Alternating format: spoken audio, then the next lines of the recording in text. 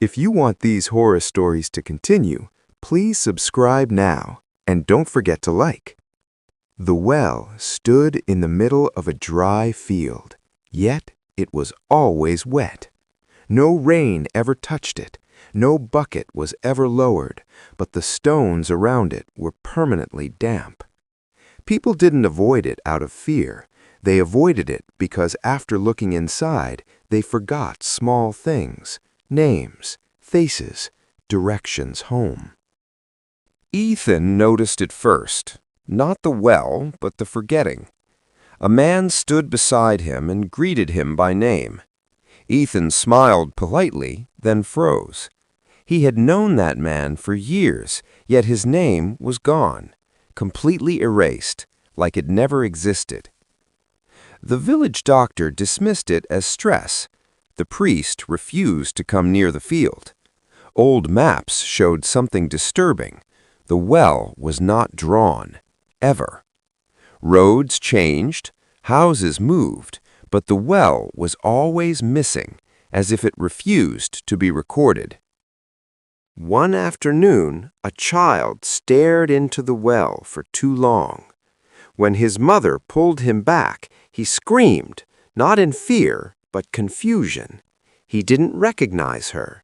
His eyes were empty, calm, obedient. That night, he stood outside the well for hours, unmoving. Ethan finally looked inside. There was no reflection, no darkness, just movement, slow, turning, like thoughts circling a drain. The well didn't show monsters, it showed memories leaving. After that, Ethan began losing himself in pieces. First his childhood, then his favorite food, then the sound of his own laugh. He wrote everything down, desperate to remember who he was. But every morning, the notebook felt unfamiliar, like it belonged to someone else. Villagers started changing, not physically, mentally. They became quieter, simpler, obedient. Questions stopped. Curiosity vanished. They avoided mirrors, avoided names, avoided the well, but still walked toward it without realizing. Ethan discovered the truth too late. The well was never meant to trap bodies. It fed on identity. Once emptied, people remained alive, functional, hollow, perfect. He tried to destroy it. Fire didn't burn it. Earth didn't bury it. When he pushed stones into it, they vanished without sound. The well didn't resist. It waited. The final entry in Ethan's notebook read, "If you are reading this and know my name, don't say it out loud. The well listens." The notebook was found beside the well. No one remembered who wrote it. The notebook was not empty anymore. New sentences appeared each morning, written in a handwriting Ethan did not recognize. The words described things he had done, but didn't remember doing. Walking to the field, standing near the well, listening. Villagers began calling the well by a new name, not out loud, only in their heads. Whenever Ethan tried to ask what they were thinking, they flinched like he had touched something forbidden. Their eyes always drifted toward the field, even while speaking. Ethan noticed something worse than forgetting: replacement. Lost memories didn't leave emptiness, they were filled with something else. Calm, acceptance, a quiet certainty that nothing was wrong. The well wasn't stealing minds, it was simplifying them. At night, Ethan dreamed of standing at the bottom of the well, looking up. Above him, faces leaned over the edge, his neighbors, his friends, himself. None of them spoke, they just watched as something inside him drained away. He tried leaving the village. Roads twisted, signs pointed back. Every path looped toward the field. The well didn't trap people with force, it erased the idea of escape. By the time Ethan realized this, he no longer remembered where he wanted to go. The notebook began correcting itself. Sentences he wrote in fear were rewritten into reassurance. Warnings turned into instructions. The final pages repeated one idea: looking is enough. One villager finally spoke the truth, quietly, trembling.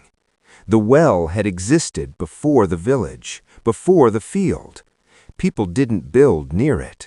They slowly gathered around it, forgetting why they came, until the place became home. Ethan understood then. The well didn't need victims, it needed witnesses. Each person who looked inside became a mirror for the next. Memory drained, obedience remained. Civilization built itself around forgetting. Ethan stood at the edge again. This time he felt nothing. No fear, no curiosity, just the gentle pull of relief. The burden of remembering was heavy. The well promised rest. The notebook fell into the well. The field stayed quiet. The village continued living. And somewhere deep below, something turned slowly, full, patient, and still hungry for the next name. Weeks passed, or maybe moments. Time had lost its shape. The village felt complete now. No questions, no tension. People smiled more, spoke less.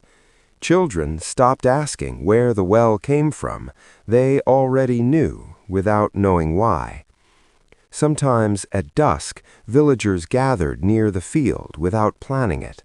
They didn't talk. They stood in silence, facing the well, as if waiting for something to finish speaking inside their heads. When the wind passed over the stones, it sounded like agreement. A stranger arrived one evening, confused and tired, asking for directions. The villagers listened politely. No one answered. Instead, they watched him walk toward the field on his own, drawn by something gentle and familiar. No one followed. No one needed to. The notebook resurfaced days later, lying clean and dry near the well. Its pages were blank, completely blank. Whatever had been written was no longer necessary. The village had memorized it without words. From far away, the village looked peaceful, quiet, safe. The well remained open.